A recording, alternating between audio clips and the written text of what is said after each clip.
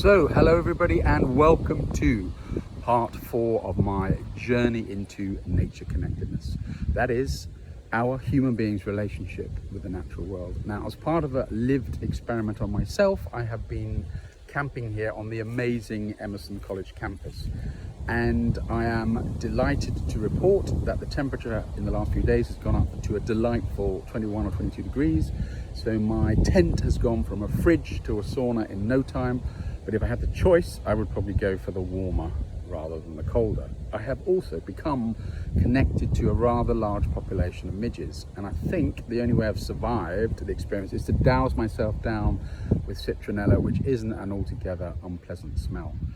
Now, what I wanted to talk about in this episode is how to boost one's sense of nature connectedness. And I'd like to share with you some of the things that I've learnt and read recently. And you might not be surprised to know that one way to do that is to get out into a space like this.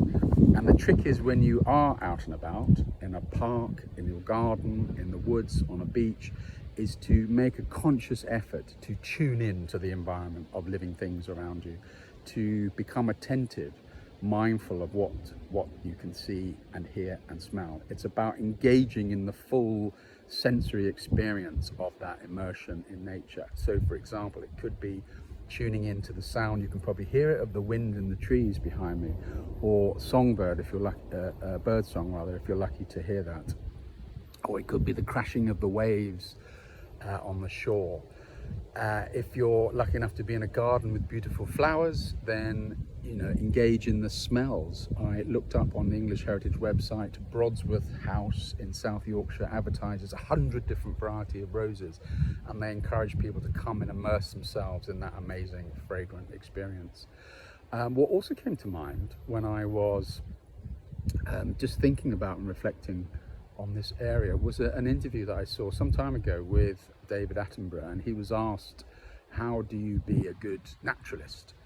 And what he said was, it's really quite simple. You sit quietly and still for in an environment like this, and after 15 or 20 minutes you will notice something. It could be an insect crawling along the ground, it could be a bird, something climbing up a tree. And that reflects the essence of what I'm talking about, is paying attention to what you see and all the beautiful things. And I also read a report by the Mental Health Foundation that was published in 2021. And they talk about, you don't even need to come out into a physical space like this. Even writing about your favorite beauty spot can be a benefit in this context.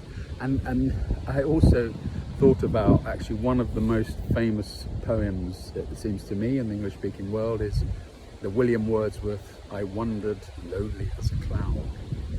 And that poem is actually about his experience of coming across an amazing collection of daffodils on his morning walk. So there are many ways to do it, and you might also wonder, well, what is the point of this? I don't feel like I've achieved very much. I don't feel very productive doing this immersion in nature. And of course that is not what it's about. It's about being rather than doing. And it maybe is worth reflecting on the knowledge that this does have an impact, a positive impact on one's well-being, and one can engage in stuff just for the pleasure of that time you are doing and having that experience. Being out in nature can be pleasurable in and of itself, and that can be, and I think is enough of a reason to do it. So thank you very much indeed for listening to this episode, and I look very much forward to speaking to you again. Bye bye for now.